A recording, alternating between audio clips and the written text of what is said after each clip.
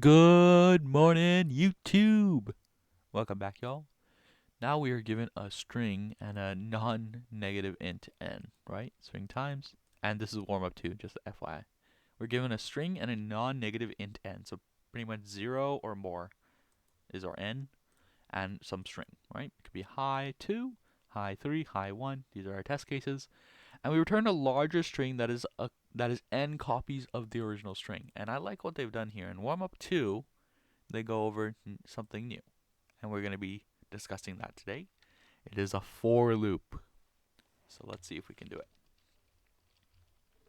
So looping is basically just a syntax in Python where what you can do is you can control how many times you want to run a piece of code. Let's say you wanted to do something 5 times. Anything. You wanted to print something 5 times. You can't return something 5 times. When you return a function, it just breaks the code right there. And it stops doing everything. It returns that value, it is fixed. But if you print something, well, it can do that. You can add numbers 5 times. So let's say you wanted to get to the number 25, right? You could set a variable I equal to 5, right? That's how you set variables. And here, you could say for I in range, or actually we should name another variable for j in range. You can say 25. I plus equals 5, right? And then we can just print 5. Oh, sorry, I. We'll see what we get. Oh, it doesn't return a value. Okay, so we can just return I then. I see. And when we run it, oh, it's actually doing. So this is the interesting part about loops. It's adding 5 25 times.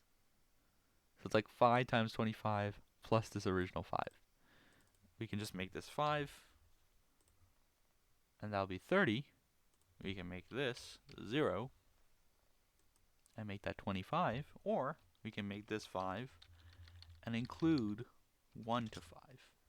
This range thing is an iterable, which is basically saying something that goes over a fixed number of iterations.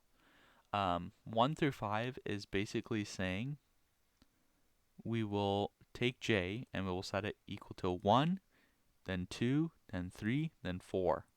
And not till 5. This is exclusive of 5. So it's 1, 2, 3, 4. If we count that on our fingers, that's 4 iterations. So we're doing 4 times 5, right? We're adding 5 4 times. That's 20. Plus the original 5. That should give us 25. And that's what we're seeing here. Now, of course, this is not what the function wants us to do. So I'm just giving you a test case of what a for loop looks like.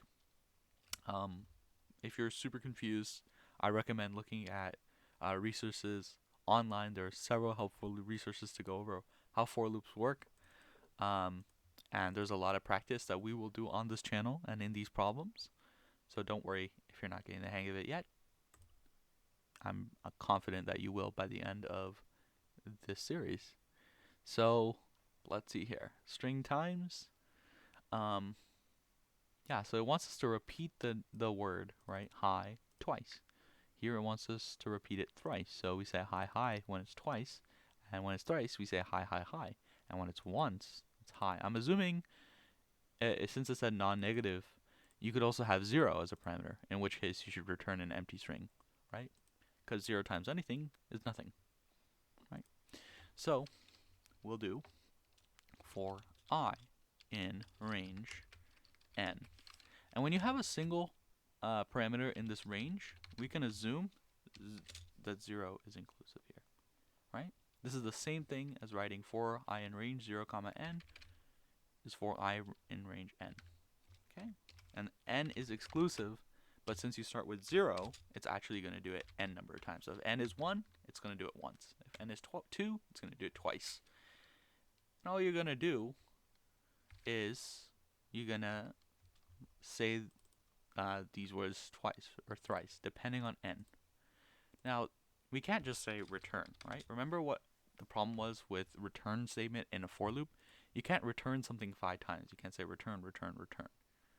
Instead, what you can do is you can say, you can save it to a variable. So we'll call it result equals result plus string. Right? Let's make a result variable here. Right? So this is an empty string. That's our result, right? And here we're saying take that empty string and let's add hi on top of it. Right? So if we go through the steps, this result in the first iteration of hi2 is hi. And then in one more iteration we'll say hi equals hi plus hi. So basically result equals hi plus hi, result equals hi hi. And then all you do is return that result. Right? Perfecto.